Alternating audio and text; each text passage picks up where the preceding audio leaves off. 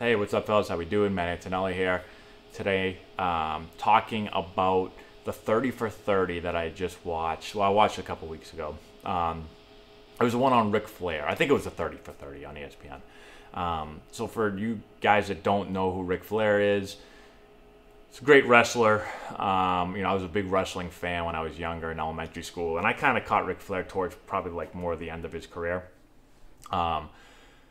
But if you've ever followed wrestling, even if you haven't, you've probably heard of Ric Flair. And so I did a 30 for 30 on him. And one of the scenes that stuck out to me, I thought it was really good overall, but one of the scenes that I really liked was he talks about how, one of his skills, something that he was really, really good at that people would comment on all the time, is how he was able to make a punch look so real.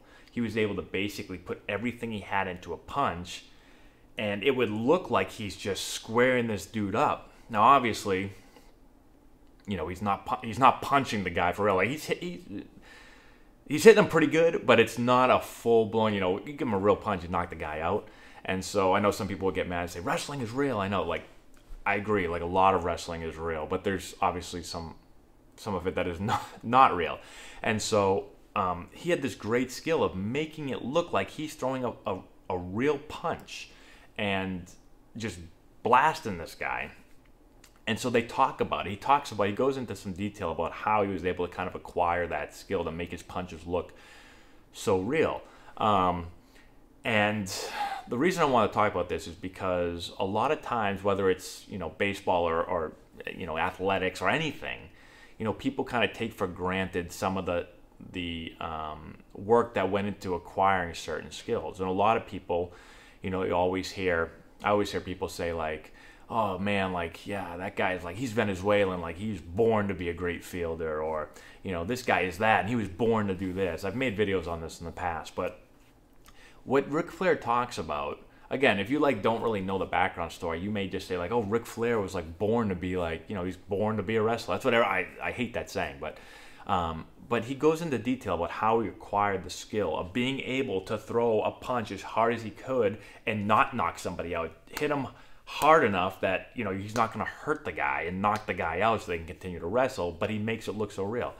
And so what he did was he took a string and he tied it, I think he said from a door, and, it's hanging down there in an opening. And he said for 3 straight years, he would throw punches at the string as hard as he could. And it took him basically 3 years to be able to throw a full-blown punch, hit the string, and not make the string move. And he said he did it every day for 3 years. That's how long it took him. So it was no mistake that he acquired the skill and was really, really good at it. He put the time in, a lot of time in. And so, like I said, a lot of times people think that when players have these amazing skills, whether it's, a shot in basketball or, amazing dribbling or speed in football, whatever it is, people always just think like that the player always had it. They were born with it. It came easy to them. And, I've been around a lot of really, really good players. I've been around like Hall of Fame players.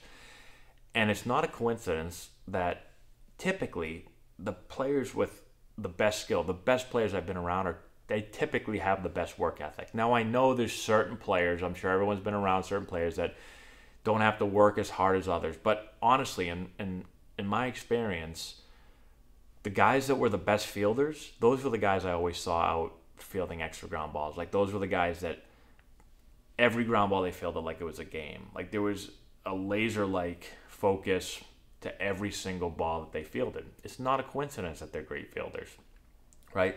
The guys that were great hitters, like they put a ton of time into it. Like they're out there for early work every day and then extra work every day. They're studying video, and they're paying attention to every little thing they're doing, right?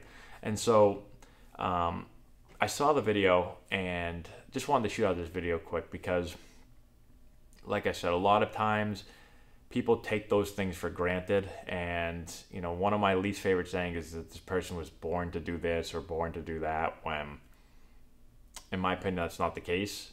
People don't just magically acquire these skills. Yes, there may have been 1 or 2 people out there that it maybe came easier for, but most of the time it's the work that they put into it, the attention to detail.